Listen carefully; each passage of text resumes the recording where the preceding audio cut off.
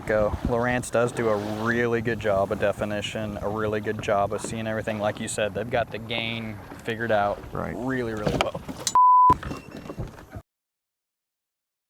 Just remember, I grabbed you to save you there when I start falling in the water. It didn't feel like it, like I was pushed, I was pulled. We're out here today to do a in-depth comparison. When I say in-depth, I do mean in-depth. God, I'm sorry, but those are some big fish. Out under yeah, those are giants. You guys know I love me some Garmin. That boy's good. That looks really good. All right, guys, round trace. So third part of the series, gonna go over the down view here. So really awesome. We got a spot lock trolling motor here, gonna be able to get right on top of some brush piles, and we got the same lure that we used previously in forward, we're gonna be doing in down. So we'll get parked over a brush pile here, and I'll let Josh do some talking here, and we'll start showing you what it looks like again. 1/2 ounce jig head on here, Snack Daddy lures too. So yeah, go get parked, I'll tell them what we're doing. All right.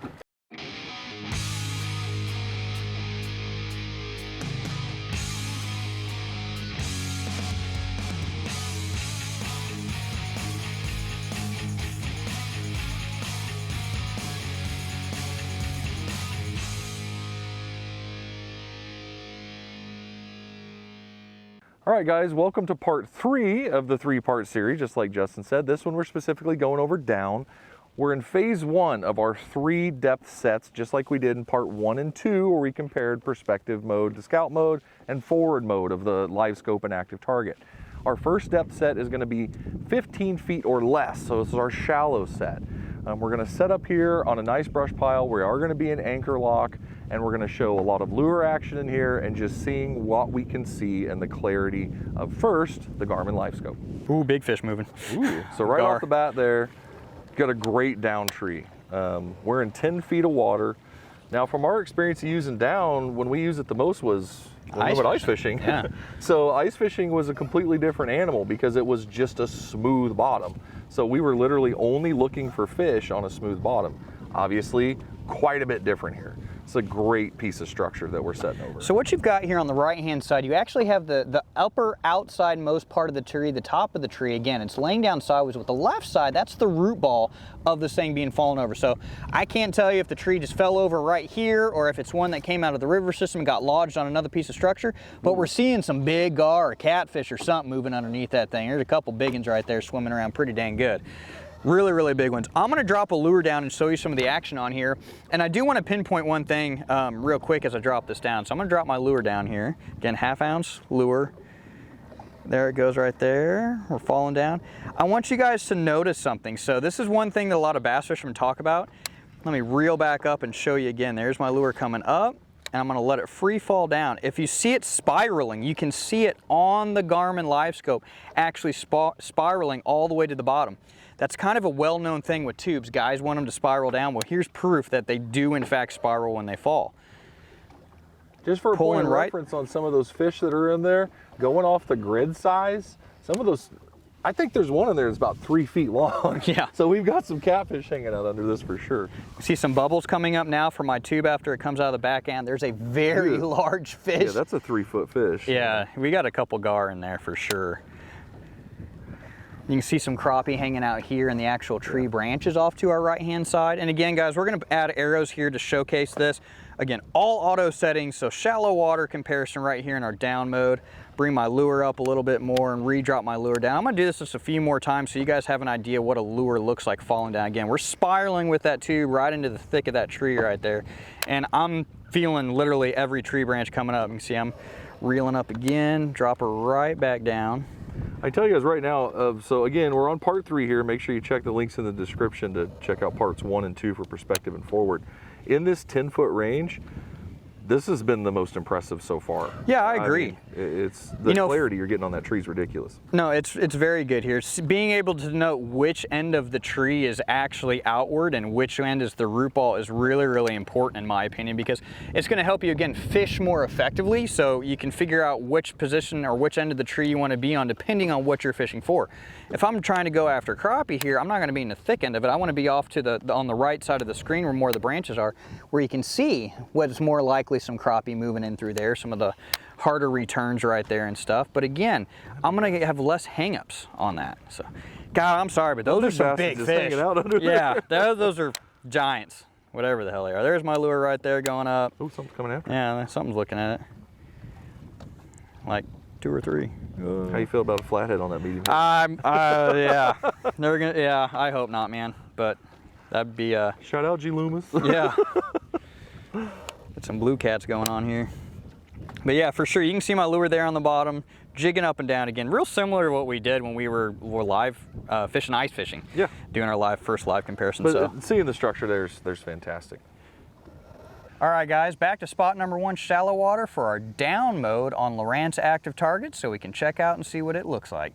All right, guys, you can see we're in down imaging right at 15 feet of water, kind of in between some trees. The boat's rocking around here a little bit. You can see some rock down there, some big rock, a couple vertical trees down there. Get those into view here, and look at, I mean, really clear. I mean, far out away clarity too. I'm gonna drop my lure down there so you guys have an idea of what it looks like on that tube. Dropping down there she goes. Seeing that spiral just like we did on the Lowrance one there. Damn boat and wind, hold on. There she spiraled down, right next to that tree. And that's nice. You know, one thing we'll talk about, just to go over it again, we're in fact, did you catch something? No. In factory settings, we're doing this plug and play. We're not dialing anything in. This is factory defaults. So you really get to see the clarity just when you turn it on. This is not dialed in. And that's something that I'm seeing here on down. Absolutely has an advantage over the LiveScope to me. Just right out of the box, yeah. Right out of the box, yeah, as far as how their factory settings are designed. Okay, yeah, right there goes the tube. See the tube spiral. Good clear tube, good fish movement. Right there is a couple fish in that tree.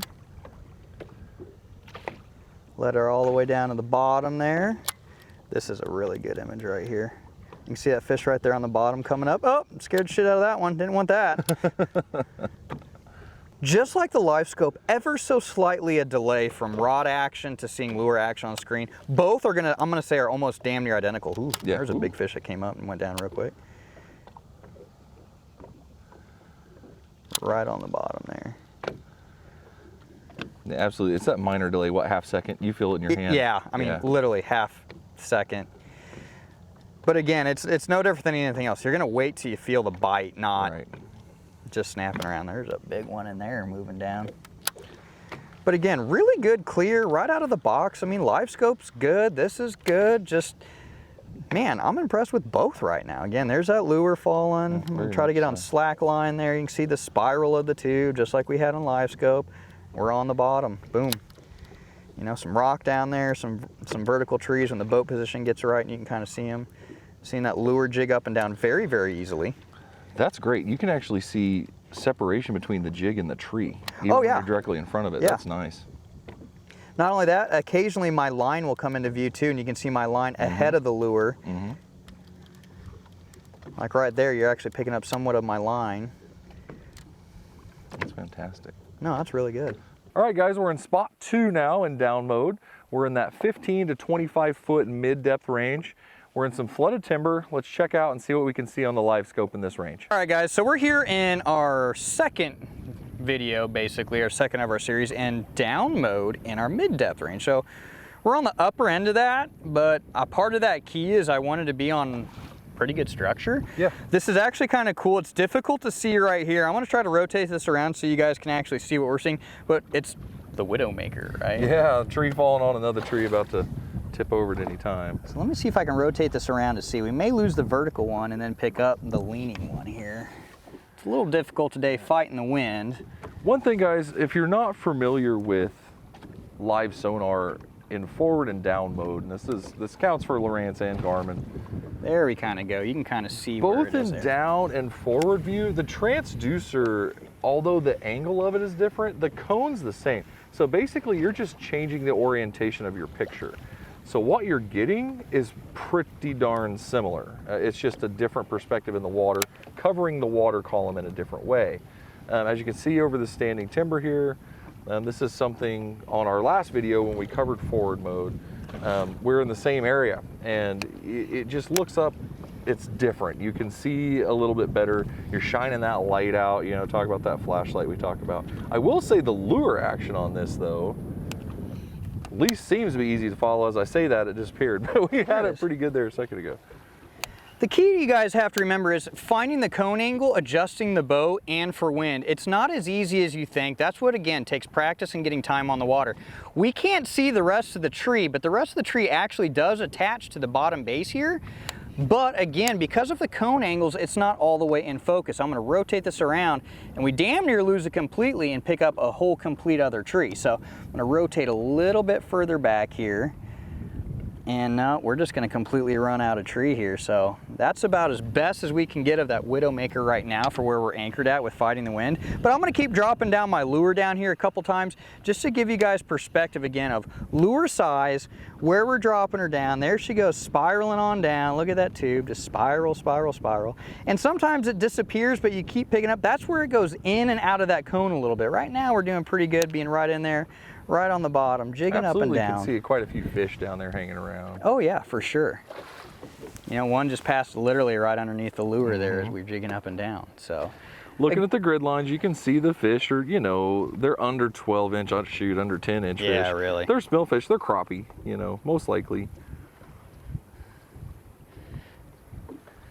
When, you know, again, kind of an overall broad scope of live sonar, species identification is absolutely somewhat possible. That's a good way to put it. Yeah. Like when you're in a certain body of water, you know what you're familiar with that's going to live in certain areas. Just based off of size, you're generally going to be able to tell. Besides, you really can find body shape, you know, on the Garmin for sure, and we're seeing it on the Lowrance as well, where you can start to determine, you know, species and definitely size of fish. For sure. You know, again, it comes back to efficiency when you get looking at this. Are you going to stop and fish in an area where there's a whole bunch of 6-7 inchers? No, I'm not, you know, but if you're coming into an area where you know if you're crappie fishing, there's multiple fish that appear to be 12, 14 inches long, I'm gonna stop and fish for them. Yeah. You know, if I'm going down an area where I know I generally catch bass and there's a big rock pile and I see a bunch of big blobs on there, I'm generally gonna say those are probably gonna be bass, and again, I'm gonna stop and fish for them. Again, guys, this isn't going to make you a rock star fisherman overnight. This is just another tool, another arsenal to use in your repertoire when you're going out to help you break down water faster, and ultimately the goal is to put more fish in the boat. So again, I'm jigging this lure up and down pretty good here, and you can see it on the screen there. I've always been used to this delay, and I have yet to see a live imaging on any of it. You're always gonna have just a little bit of a delay. Yeah. You know, you just got that. Yep.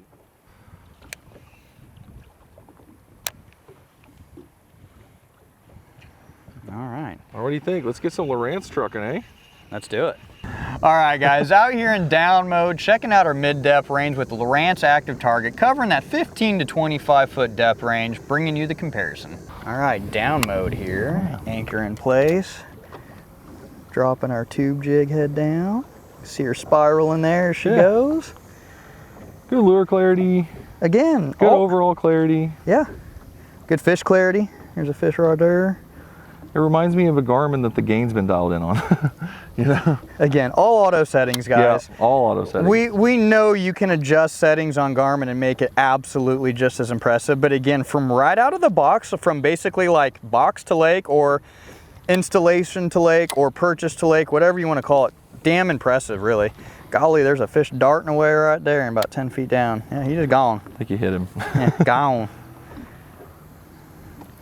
The cool thing about this is, guys, 100%, we'll talk about this more when we get back to the office and stuff, but this doesn't equal fish catches by any means. This is just another tool to use with this stuff if you're willing to invest the time to learn. For me personally, it's really made crappie fishing a lot more fun. Yeah. So absolutely. I've enjoyed stuff like traditionally, I'm not a crappie fisherman. I don't wake up and say I want to go crappie fishing. I'd rather go bass fishing. Yeah. But it's made it fun. It's like as close to video game fishing as you can get. Ooh. Well, the fun I have with it, you know, I wake up in the morning and don't say I want to go crappie fishing. I wake up in the morning and say I want fish tacos. Yeah, I want to go catch them.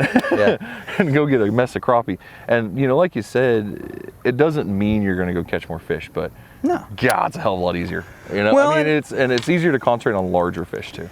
And we know as human beings, we're more busy now and have more things that are taking our attention away more than ever. So the more we can do to go out and go fishing and go catching and, you know, be able to bring, man, he's right on that thing and he's following it up, but he's not eating it. Come on.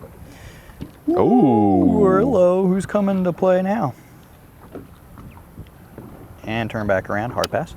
But the point being is, anything we can do to try to maximize our time on the water to be able to make us more efficient at that, definitely going to enjoy it better. You know, especially now with kids, with everything that they've got, with, you know, stimulating their minds with video games and tablets and school and sports. The more you can get them out and catching fish faster, the more intrigued they're going to be by it. The more they're going to want to do it, the more fun they're going to have, the more fun I'm going to have with it. So the more we can do, man, those two are just following it, but will not commit to taking a bite. Them little boogers probably think it's their mama. Yeah, ain't no shit. It's literally about the exact same size as my tube, if not smaller. But again, guys, super good clarity here. This is kind of the depth range we really expect for this to shine, and LiveScope did, and this does. And again, forward, down, this is ideally what we expect it to succumb to suffice. Yeah, it absolutely hits expectations. Yeah, without a doubt. All right, guys, here in down mode with the LiveScope, we're at our third spot, final stop on the depth charts. We're going to go from 25 to 40 feet, maybe a little bit deeper. We're here at the inlet of the spillway out at El Dorado Lake. There goes the lure. Got the lure spiraling down, similar to what we saw on that mid-depth range. Passing by a few fish down there. Now we're hitting a thermocline right there in about 30 feet of water. If you look out there, that's our thermocline. So again, we're real lot of oxygen down there, fish right in and right above that, and it is making it a little bit difficult to see the lure jigging up and down. I can show you on the screen right here. It's right now in between 30 and 35, coming up and coming down. But again, we're in that thermocline right there, so it's a little challenge. So I'm gonna bring her up just a little bit more. You can see it right there. Now we're in that 20-25 foot range. There's a fish looking right at her. Right underneath my lure, there's a fish. So again, very clear definition. Really wish we didn't have the thermocline going on. We get down a little bit deeper. But again, I think you guys understand the clarity that we're seeing right here. So, but you know, you want to run the side comparison. Again, our grids are on. Those fish aren't that big. You know, that lure is probably 6 inches long with a jig head, and a lot of those fish down there look about the same length. About the same, yep. So more than likely some shad, some small whites, or in our case, sometimes some white perch hang out around here around the spillway and stuff. So, but again, a real good scenario being able to see it for sure. Out here, guys, in front of the spillway doing our deep water comparison and our down mode with Lowrance ActiveTarget. Gonna check out the spillway behind us here and see the old trusty tube, see what it looks like. There we go, there's some spillway action right there, the edge of the old concrete there. Buoy line. You know, in this much water, it's all a matter of what area you're wanting to cover. Yeah, because your view's 100%. not dissimilar from forward, right? No. I mean, you're seeing basically the same. There's my tube. The same pieces and the same perspectives on the structure. It's just how you want to swing it and how you want to cast and fish with it. So here's my lure there, jigging up and down, just ever so slightly left of on screen. The boat repositioned here and the fish swam out of the cone. You know, and you guys have to keep in mind, we saw the same thing with Garmin here too. When it started zooming out, that's when following and finding the lure definitely became more difficult, because again, you're further away, so everything appears smaller. So your scale changes, everything does. So again, keep that in mind. Again, all auto settings though, doing this for the sake of this simplicity for everything. Like you said, there's buoy line.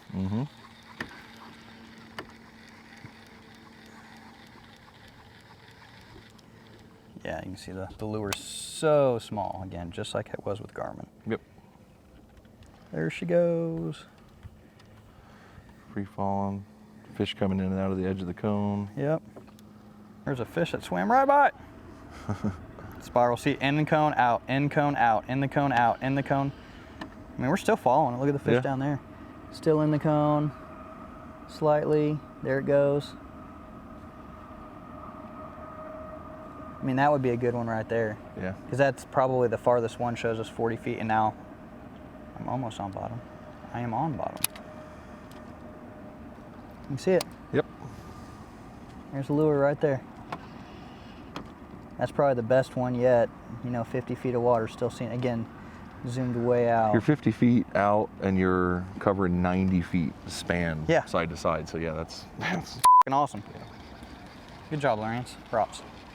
All right, guys, so we're back here in the studio going for round 3. We're going to cover the down views. Again, shallow, 15 to 0 feet of water, mid-depth range, which is 15 to 25, and then, of course, our deep water comparison, which is 25 on deeper. I think we ended up around 50 in some applications, which is damn near the deepest part of El Dorado Lake. So I'm going to start out with some shallow water stuff here, just doing a side-by-side comparison, explaining what we saw out on the water, looking at these two images side by side. Things to keep in mind, 100% auto settings, and if you do see the differences there, we do get the overlays over from the Garmin unit when we do screen record. The Lowrance does not give you the overlays when you do a screen record. We thought it was really important to do it in that. It takes away all the environmental interferences that we would get, screen glare, anything like that. So this is truly what the unit is seeing as accurately as possible, removing all that. And keep in mind, all auto settings here, nothing dialed in. This is all factory restore stuff and good to go. All right, guys, we're going to check these out side by side. I will note that they're showing 2 down trees. They're different trees, okay? They're not the identical tree, but 2 trees laying to the side, and we'll go into some of that details here now. At the lake, they were like, what, maybe 10 yards apart from one another. We're in the same depth, just to be clear. All right, there you go, the lure's down. You can see the tube spiraling down as it goes down on both of them clearly well. Definitely see the fish moving around in the structure on LiveScope. Still have the graininess of LiveScope going out there. Don't seem to have as much graininess. Again, super easy to find the lure on both. Yeah, very clear. Yeah. The cool thing, the one thing that I liked, and again, you can see it on both, is even underneath the log, you can see the true dimension of it. You can see as it rolls around and the shadow goes. You can see the lure going on the back side of the log as well too. So you're seeing the fish react, you're seeing the lures, you're seeing the other fish come around there. That's really, really important for this application. All right, moving on to the mid-depth here. So again, we're in the same set of standing timber with the 2. We're not exactly at the same perspective. This is the same set of standing timber. It's pretty cool on the ActiveTarget seeing your lure with a fish right nosing down on it. And you can see the tube spiraling down here as well too. Keep in mind, 18 degrees again versus 20. So you're seeing more information. It theoretically is a little bit easier to follow your lure on LiveScope versus ActiveTarget because of the wider cone as well too. Cone. But yeah, I mean, this is across. So we're looking at 9 different versions of things. That was probably the closest of all of the 9. That was right there. Which, in theory, that depth range of that 15 to 25 is kind of, in my mind, like the most ideal depth range that most of the people are going to be fishing in, okay? That's whether you're forward, down, that tends to be where everyone's going for crappie, walleye, bass. I mean, that's it, where both of them really do an exceptional job with that. I don't really necessarily think one's way over than the other. Again, all auto settings and stuff like that. So again, really, really good stuff. We're going to move on here to go to some deep water applications again for down. Yeah. So back off the spillway, like you're seeing on the lake. So clearly see the lure dropping in on both screens. Nice spiral, nice and clear. You're seeing it still spiral down 25, 30 feet in depth. These depths, again, you can't see the overlays, but we're basically virtually in the same place. Yeah. We're locked in there. Seeing a little bit of more of the like half circles of rays coming out of Lowrance ActiveTarget. There comes our lure spiraling down here. We're picking up the line a lot better on the ActiveTarget than we are on the LiveScope. Again, guys, you know, on LiveScope here, it's about 35 feet. You can see the lure moving up and down. One of the things I do want to cover about this, because I think it's very, very important to understand here, on auto settings with the range kind of being further out on LiveScope, it makes it a lot more difficult to find the lure because it appears to be smaller because our range is so far out. So keep that in mind too. Again, Lowrance auto settings, I don't know if you agree with this, Josh, but one of the things that I wanted to conclude here, like overall, talking about these units, installing them on a boat and going to the lake, I feel like the Lowrance has definitely done a better job of right out of the box, mounted to a trolling motor, plug it in, get everything wired up, go to the lake. It's kind of easier to find structure. I think it's a little easier to follow your lure because of how they have it set up on their auto settings. I think it's more user-friendly right out of the box. Now, keep that in mind. This is 2 years after LiveScope came to market. So we learned a lot from that, right? There's and like you said, to wrap up, this is from 3 parts. We're in part 3 now. If you guys haven't checked out part 1 and part 2, check out the links in the description for that. But as we saw, from scout versus perspective, forward versus down, everything that's set up together here, I can't disagree with you. Like the Lowrance, as far as a plug and play tool, man, the settings are they're right there out of the box for someone that doesn't want to take the time to dial it in. Or don't have to. Doesn't have to, yeah, don't have to. No, it is. It's good quality right out of the box, plug it in, yeah. Now keep this in mind, one of the things I will discuss is it's a little bit more difficult to hit the cone angle on a Lowrance ActiveTarget because again, 18 degrees versus 20, so you're 18, you're more dialed in, you're more focused. But when you do hit that cone angle, that lure and line showed up really, really easily. Yeah. Again, with their auto range kind of being more dialed in around that 60, it was also easier to follow because your lure appeared bigger on the screen versus the Garmin LiveScope, which is further out, it appeared smaller. Yeah. So I think it's easier to size some fish up with your lure being in the same screenshot as well too. On the adverse of that, so we're in complete agreement. Out of the box, it looks really good because of that 2-year advantage. Literally, that Garmin. They have a wider range of settings. I think we talked about it in part 1, but there's more things you can adjust. There's more things you can dial it in. Which is good or bad. Good if you're like me and like to tinker and make the image as clear and as best as it can be for those conditions, for that lake, for that day. Less if you're a guy that messes with settings and screws stuff up and have issues with getting it back. Again, factor or restore defaults, a pretty simple thing. Right. But again, some people really strain with that. Yeah, they can get in the weeds. I mean, not in a fun way. But if you look into it and go after it, you start dialing in everything from color palettes to gain to, TVG, all those different things. Yeah. Bottom separation, things like that. There are tools that you can use there, but it does take more time, more effort, and more education to get those features done. When you look at them side by side and you can look at them from the perspective of which one's going to be, I don't know, it's even hard to say more solid, but to have more dial in, you'd have to say the Garmin definitely can dial in more. Yeah. But out of the box, you have a more range of features to try to dial it in more, where you're a little bit more limited on the Lowrance ActiveTarget. It's funny how when you look at the settings and how they're designed out of the box and how Lowrance approached it to make it the most user-friendly, just plug and play. It's so close to what we're seeing at depth ranges, right? Yeah. You see a fairly clear advantage in shallow, you see a clear advantage in deep, and they cross over in the middle. That's the story of these two products, I think, in our minds. They engineered them this way for a reason. They have some, Lowrance has some clear advantages. Garmin has some clear advantages. And in a lot of ways, they cross over on most of them. They cross over and are very, very close. One thing I'll reiterate here is I don't feel like there's this is so much better, sell your Garmin, go Lowrance, or sell your Lowrance, go Garmin. I think this reiterates right what we've always said from the get-go when we first got our hands on an ActiveTarget and first started doing some video work here. If you got Lowrance units, you get you an ActiveTarget. If you've got Garmin units, you get you a LiveScope. So it really comes down to, at the time, right now, they do not have Mega Live out. It's been announced, but nothing's out on the market yet. So, which way's better for you? Which way you go? Well, do you fish in deep water? Do you fish in shallow water? Do you want something that you have a lot of settings and features that you can kind of tinker with and mess with for every time you go out on the water? We preach this about side imaging and 2D sonar.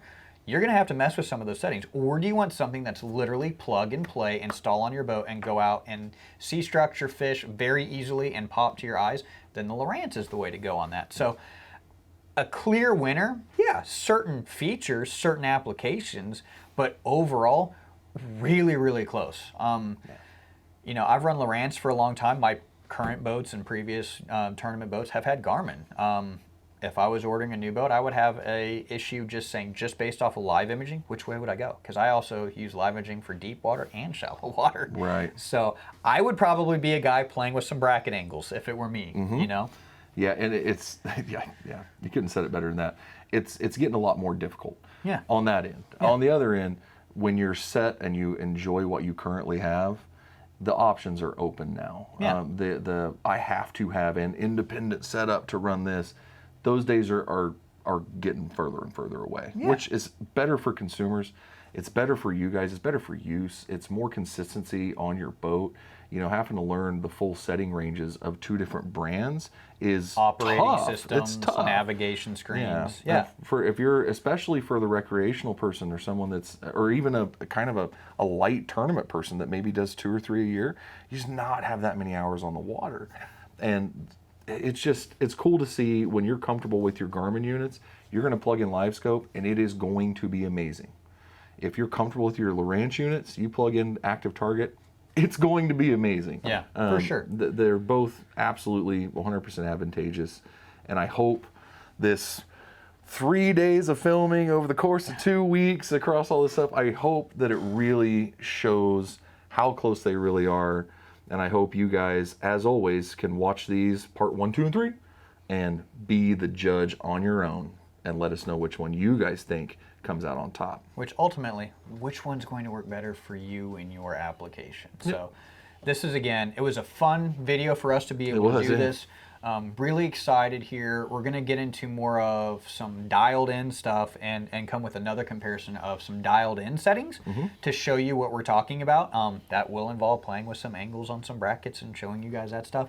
And then basically once Mega Live starts shipping, which is supposedly this fall, we're going to be doing another comparison of all 3 versus the Mega Live. So that one's going to be really exciting to see here because that's kind of the unknown factor right now, right? So in theory, if it's usable, then we really have a Ford Chevy Dodge situation here where if you're comfortable with Humminbird, you get your Mega Live. If you're comfortable with Garmin, you get your LiveScope. If you're comfortable with Lowrance, it's ActiveTarget. So really looking forward to getting our hands on that to do all this again, get back on El Dorado here and go through this whole step process again, but now with 3 brands instead of just 2. Just figuring out if we're going to be in Carhartts or hoodies. Yeah, absolutely. As always, if you guys have any questions, you can always shoot us an email at sales@russellmarineproducts.com. You can shoot us a call at 316-313-4113. Got anything else? We'd love to hear comments from you guys. So what do you want to see different? Any other comparisons you want to see on the water? We enjoy doing this stuff. We have a lot of fun with this. Gets us out of the office for half a day at a time to be able to go play with some of this stuff. So again, guys, always appreciate your feedback. Love you guys. Let us know how we can help serve you better. See you next time.